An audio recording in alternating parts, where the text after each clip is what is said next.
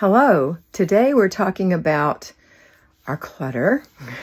That's a daily talk, isn't it?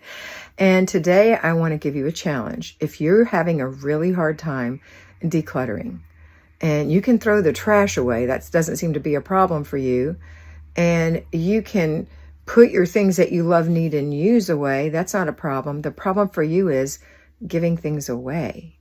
Giving things away. I want you to do this challenge for the next 10 days. I want you to give one thing away a day. One.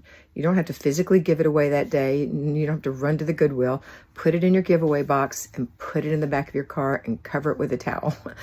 One thing a day. So pick one thing that is worthy of the Goodwill. And be careful, because sometimes we put trash in there because we think we've got a blind love for things that are really just trash.